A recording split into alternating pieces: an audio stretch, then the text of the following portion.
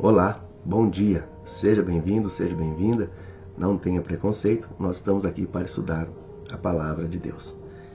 É um privilégio para todos nós podermos ter livre acesso à Bíblia Sagrada, porque nós sabemos que há muitos países que a Bíblia é proibida e muitas pessoas que têm uma Bíblia em casa, elas estudam escondidos, porque elas mesmas sabem, se elas forem pego, elas é sujeito a trabalhos forçados no campo de concentração, né? E outras vezes é levado até a morte. Então, eu e você, nós podemos ler a Bíblia quando nós desejarmos, né? Seja em casa, no trabalho, na rua, no ônibus, em qualquer lugar que nós estivermos, nós podemos ter livre acesso à Palavra de Deus. Então, só não estuda a Bíblia quem de fato não deseja ouvir a voz de Deus. Mas eu acredito que você que está aí, você deseja ouvir a voz de Deus. Eu tenho certeza que Deus vai abençoar muito a sua vida e toda a vida da sua família. Assim também, você pode estar orando para aquelas pessoas que não têm comunhão com Deus, né? Muitas vezes a gente fala que não tem comunhão com Deus porque não é porque a gente fala assim, mas você não conhece a vida do fulano, do ciclano, do beltrano. É que, como diz Mateus capítulo 7, fica evidente que quando ele diz assim, que pelos seus frutos eu os conhecereis, porque quando você olha para a vida de uma pessoa, você vê se ela ama a Deus ou não, tá? O fato de você amar a Deus, você tem que fazer aquilo que Deus deixou para que nós façamos. Nós não pode contrariar a vontade divina, né? Então é nesses aspectos que eu estou dizendo. Nós devemos amar a Deus acima de todas as coisas, né? Muitas vezes nós temos que colocar a nossa fé acima da nossa apetite também, né? E a nossa fé acima da nossa vontade, porque muitas vezes a gente tem vontade de fazer coisa que desagrada a Deus. Mas é por isso que nós estamos aqui, para se fortalecer na fé. E eu oro com você, oro para você e você também ora por mim, tá bom? Então, antes de nós começarmos aqui a ler a palavra de Deus, eu gostaria de orar com você. Aí mesmo onde você está, feche seus olhos, curva sua fronte e vamos falar com Deus. Querido e bondoso Deus, que bom, Senhor, nós podemos todos os dias ter livre acesso à Tua Palavra. Que o Senhor todos os dias possa falar ao nosso coração, para que nós possamos, Senhor, cada dia mais ser pessoas melhores. Muitas vezes nós façamos aquilo que não lhe agrada, Senhor. Por isso nós pedimos perdão, meu Pai, porque às vezes pecamos sem mesmo denotar, meu Pai. E o Senhor, na sua muita misericórdia, tem perdoado os nossos pecados. Que o Senhor, nesse dia, meu Pai, abençoa cada um de nós, abençoa aquelas pessoas que estão em falta contigo, Senhor, porque elas ainda não foram tocadas pelo seu Espírito. Muitas vezes a pessoa endurece o coração, meu Pai. Muitas vezes chega até mesmo a pensar que tudo que está acontecendo na vida dela é causado pelo Senhor. Mas de fato isso não é verdade, Senhor. Que o Senhor, na sua misericórdia, tem cuidado de todos os filhinhos seus.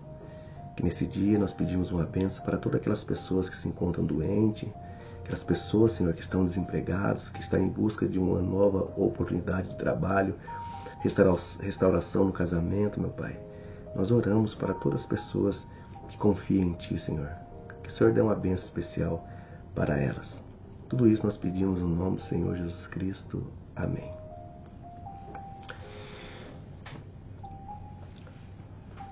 Eu, às vezes, vejo muitas pessoas dizendo assim, que é de fato, né? Muitas pessoas não acreditam na Bíblia.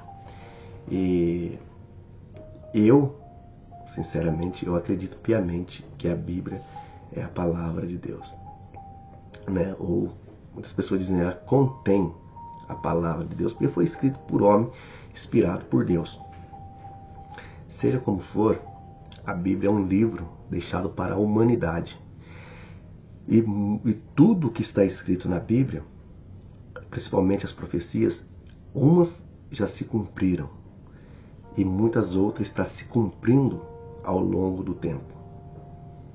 né? Em breve Jesus voltará. E uma dessas profecias, que ela foi predita e se cumpriu, foi quando Jesus chegou ali na cidade de Jerusalém. Eu vou ler para você o texto e vou contar um pouquinho dessa história para você. Olha o que está escrito aqui em Lucas capítulo 19, eu vou ler do versículo 41 até o versículo 44. Diz assim: Quando ia chegando, vendo a cidade, chorou. Aqui falando de Jesus. Ah, se conhecesse por ti mesmo, ainda hoje, o que é devido à paz. Mas isso está agora oculto aos teus olhos. Pois sobre ti virão dias em que os teus inimigos te cercarão de trincheira, e por todos os lados te apertarão o cerco, e te arrasarão, e os teus filhos dentro de ti. E te arrasarão, né, aos teus filhos dentro de ti. Não deixaram em ti pedra sobre pedra, porque não conheceste a oportunidade da tua visitação. Bom, nós bem sabemos que o povo, os judeus, rejeitaram o nosso Salvador. Quando o texto diz que quando Jesus chegou ali, ele chorou, há dois relatos, pelo menos na Bíblia, que encontra a profunda tristeza de Cristo. Uma dessas é esse versículo 41 de Lucas, que diz que quando Jesus chegando na cidade ele chorou. E a outra passagem está em João, capítulo 11, versículo 35, que ali diz: Jesus chorou, né? Chorou porque ele sentiu a morte de Lázaro. Lázaro, ele gostava muito de Lázaro. E eu vou ler os textos primeiro, e depois eu quero explicar para você por que aqui se encontra esse texto. Aqui em Lucas 21 agora, 21:5, diz assim: Falaram alguns a respeito do templo, como está ordenado de belas pedras e de dádivas. Então disse Jesus: Vedes essas coisas? Dias virão em que não ficará pedra sobre pedra que não seja derrubadas.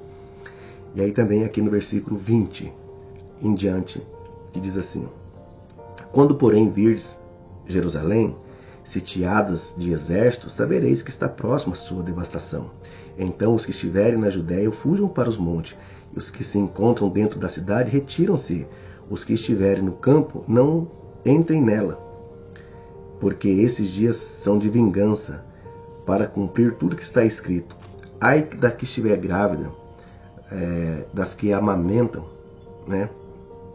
Naqueles dias, porque haverá grande aflição na terra, e a ira contra este povo.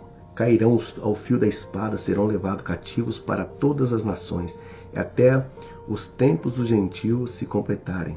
Jerusalém será pisada por eles. Veja, quem fez essas predições foi Jesus Cristo. Aqui, quando Jesus chega e ele vê a cidade de Jerusalém, ele chora, porque ele diz assim, que ela vai ser sitiada, ela vai ser cercada, ela vai ser tomada. E aí depois, e tem um texto também que eu quero ler para completar, para que a gente possa explicar esses textos. João capítulo 2. João capítulo 2. João 2, 19.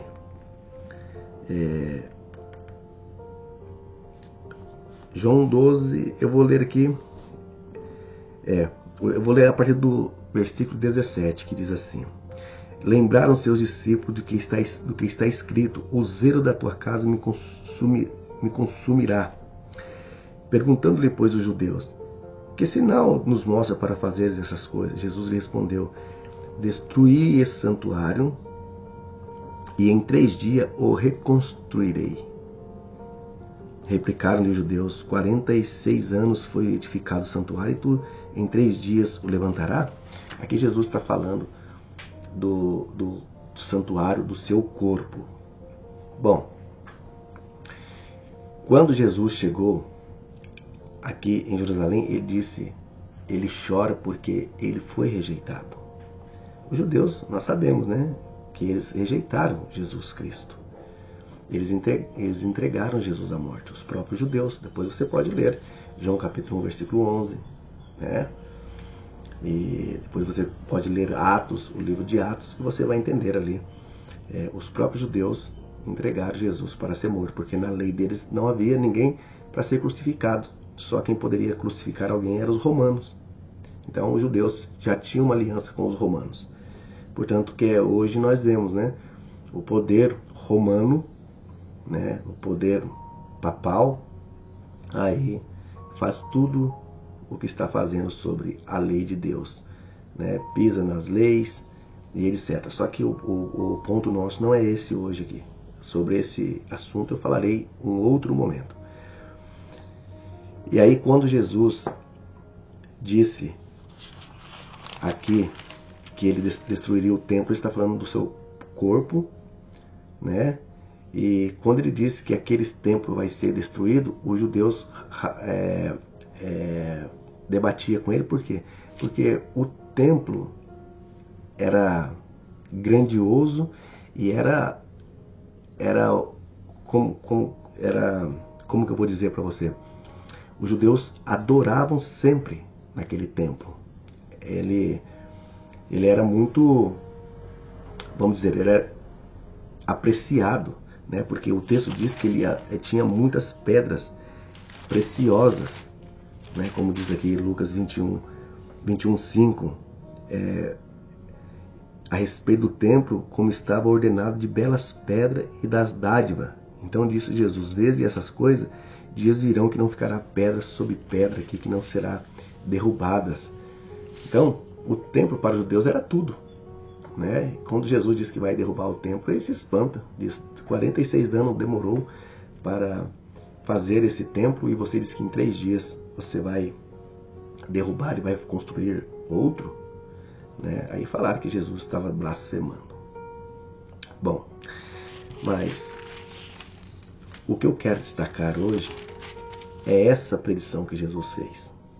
Essa, que diz assim, que eles vão cercar Jerusalém. E quando isso aconteceu? Quando nós lemos Jeremias capítulo 25, versículo de 8 a 11, nós sabemos que quando Joaquim era rei, Nabucodonosor invadiu Jerusalém por volta de... Esse cumpriu... Isso foi dito ali, a primeira em 606, né? E aí por cerca de 599 aconteceu, levaram todo o povo para o cativeiro, né? Depois você pode olhar lá em Jeremias, versículo 25, 8 a 11. E a segunda e foi com o rei Zedequias, né, também, aqui no ano Ezequiel 12:13, né, conta ali que essas foi a tomada de Jerusalém. Mas quando, aqui nós estamos falando dessa tomada lá, quando Nabucodonosor, né, invadiu Jerusalém. Jerusalém foi tomada pelo menos por 3 vezes, tá? E a última delas foi tomada pelo general Tito. Foi a devastação total. Essa que encaixa aqui nessa previsão de Jesus, que eu vou ler para você aqui. Eu tenho um livro muito bom aqui, e aqui conta o relato da invasão de Jerusalém. Prevista, né, que quando Jesus chora, diz assim, cercarão a cidade, né, eles vão colocar fogo nessa cidade, vão acabar com tudo. E essa foi a devastação de Jerusalém. Eu vou ler aqui então para você, né? Eu tenho um livro aqui que eu estou estudando, Uriah Smith, é um livro muito bom, né? E ao fazer Jesus essa predição, isso aconteceu. Veja o que diz o texto aqui. É um texto bem rápido, mas eu quero ler para você, para que você entenda, tá? Sobre a aliança de Vespasiano, os romanos invadiram a Judéia e tomaram a cidade da Galiléia, Corazim, Betsaida e Cafarnaum, nas quais Cristo foram rejeitados. Destruíram os habitantes e deixaram, além das ruínas, a desolação. Tito sitiou Jerusalém. Tito é o general de Vespasiano. Fez uma trincheira, veja, isso Jesus disse, que cercarão, farão trincheira em volta de ti. Né? Fez trincheira ao redor, conforme o Salvador previa. Seguiu-se uma fome terrível, cuja gravidade é impossível que o mundo nunca tenha testemunhado de maneira equivalente a qualquer outra época. Moisés previa anteriormente que até uma mulher terna, essa palavra terna que significa bondoso, meigo, de compaixão, né? Uma pessoa que tem compaixão pelo seu próximo e dedicada, comeria os seus próprios filhos. Moisés na época escreveu algo, né? Muitos relatam em Levítico capítulo 26, 29 tem esse relato de Moisés falando sobre quando os reis invadiam, cercavam a cidade, perecia de água e de comida. Então as próprias mães comiam seus próprios filhos. Olha que tristeza. E continua. Nas agulhas do cerco do qual seus inimigos afligiram. Durante o cerco de Jerusalém por Tito, ocorreu o cumprimento literal dessa predição de Lucas capítulo 19, que nós acabamos de ler. E ele, ao ficar sabendo que desse ato desumano, esquecendo-se de que era responsável por levar os judeus a um ato extremo tão abominável, jurou estipar-se para sempre aquela maldita cidade e o seu povo. Jerusalém caiu no ano de 70 depois de Cristo. Como honra a si próprio, o comandante romano estava determinado a salvar o templo, mas o Senhor dissera que não deveria ficar pedra sobre pedra. Veja, a predição de Jesus se cumpriu literalmente, que não fosse derrubada. Um soldado romano pegou um tição de chama, subindo no ombro de um dos seus companheiros, jogou dentro de uma das janelas da estrutura. Logo estava tomado pelo fogo. Os esforços frenéticos dos judeus para extinguir as chamas foram intensificados com a ajuda do próprio Tito, o general Tito, querendo ajudar a apagar as chamas. Mas tudo era em vão. Tudo era em vão, né? Ao ver o templo que desabaria, Tito correu para dentro, pegou o candelabro de ouro, a mesa do pães da proposição e o volume da lei enrolado em um tecido de ouro. Posteriormente, o candelabro foi colocado no templo da paz de Vespasiano e copiado no arco triunfal de Tito, onde sua imagem mutilada ainda deve ser vista. Então, isso aconteceu nesse período. E continua dizendo o texto: o cerco de Jerusalém durou 5 meses. Durante esse período, 1.100.000 judeus pereceram e 97.000 foram levados prisioneiros. A cidade era tão surpreendente forte que Tito exclamou ao ver a sua ruína: lutamos com a ajuda de Deus. Mas foi destruída por completo. Os alicerces do templo foram lavrados por Terêncio Rufo. A duração de toda a guerra foi de 7 anos. Conta-se que 1.462.000 pessoas perderam a vida, vítima dos horrores. Assim, esse poder fez o que lhe aprouve e tornou-se a terra. Aqui está fazendo a aplicação de Daniel capítulo 11, 32. Então veja bem, essa profecia cumpriu literalmente quando Cristo disse que Jerusalém iria ser devastada.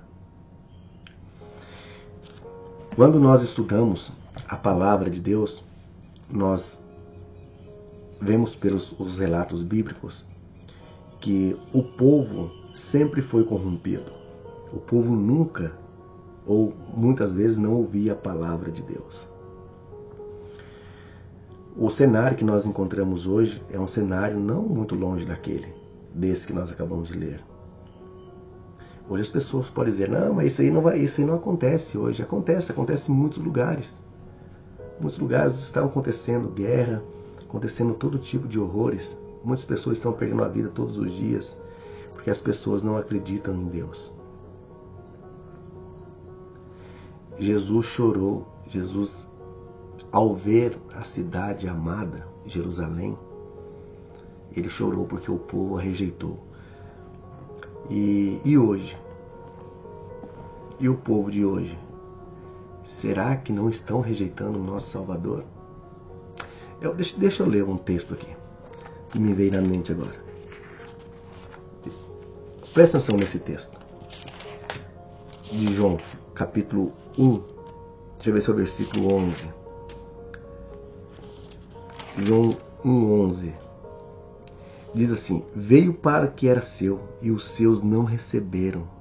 Mas todo quanto receberam, deu-lhe o poder de serem feitos filhos de Deus, a saber, os que creem no seu nome.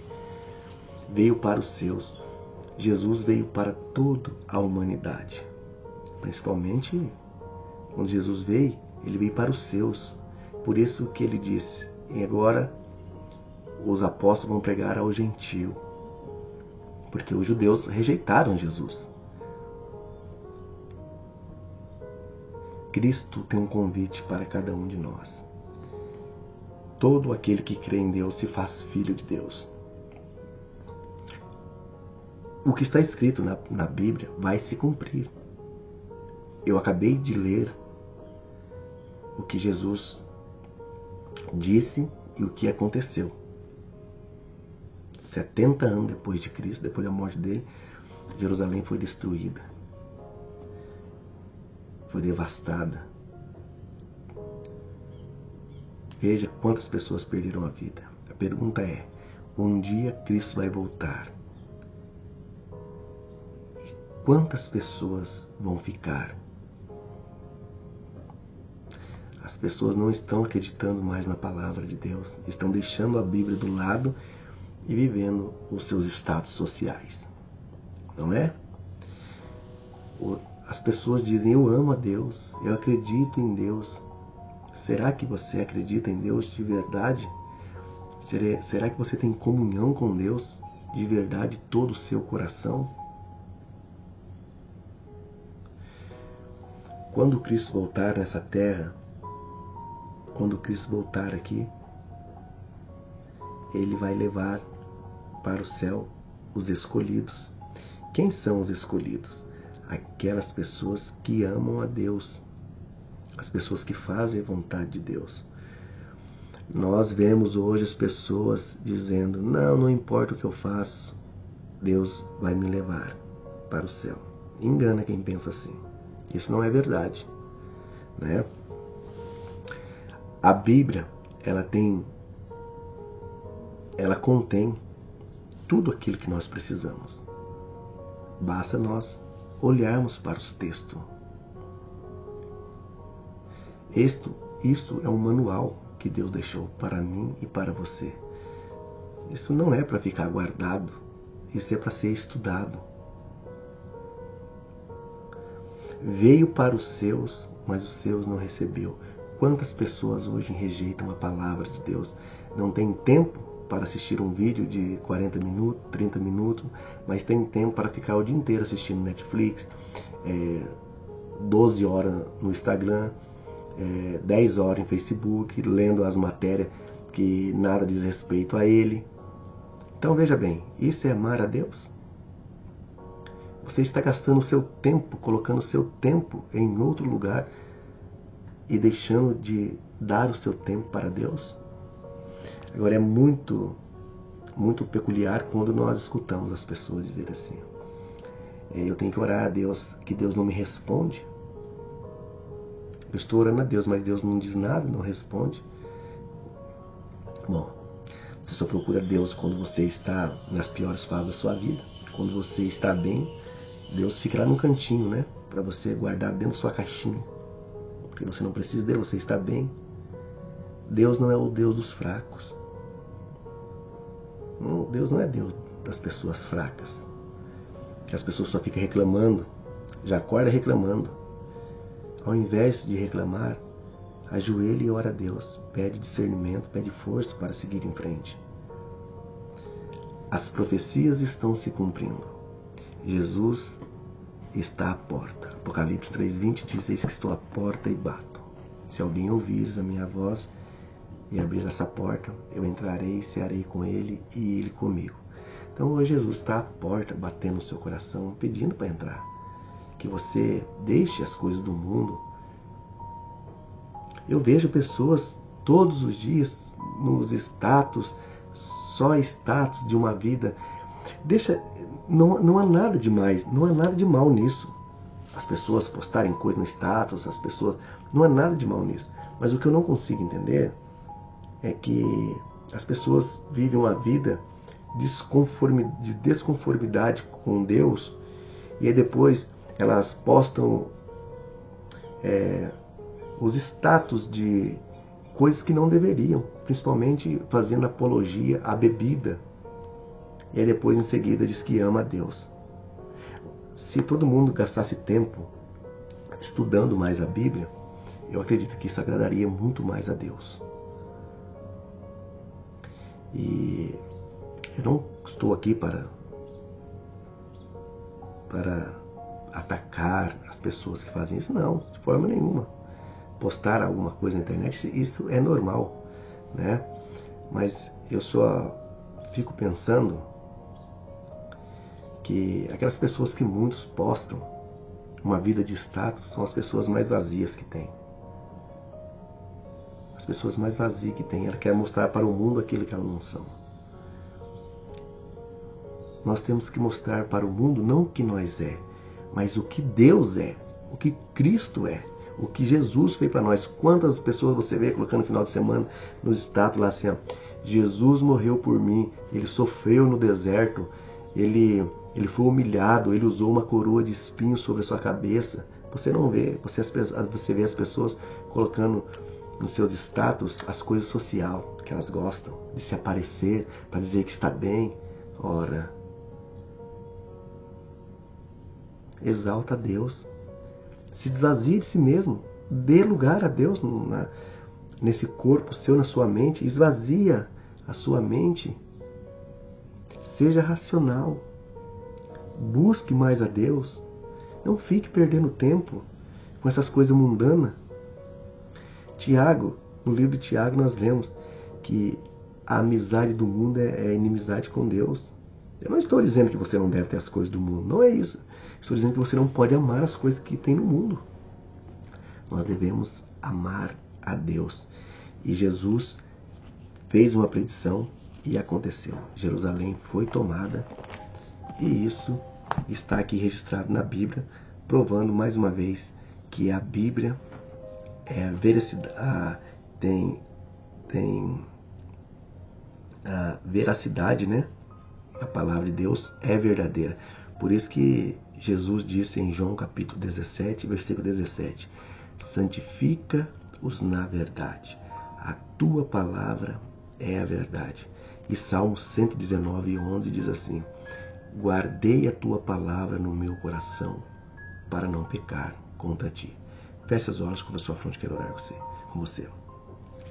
Querido bondoso Deus, obrigado, Senhor, por mais esse dia, onde nós entendemos, Senhor, que aquilo que está escrito, meu Pai, há de se cumprir. O Senhor diz lá em Lucas capítulo 16 que um dia o Senhor iria morrer e iria ressuscitar. E isso aconteceu. O Senhor fez a predição, meu Pai, que Jerusalém iria ser tomada e foi tomada.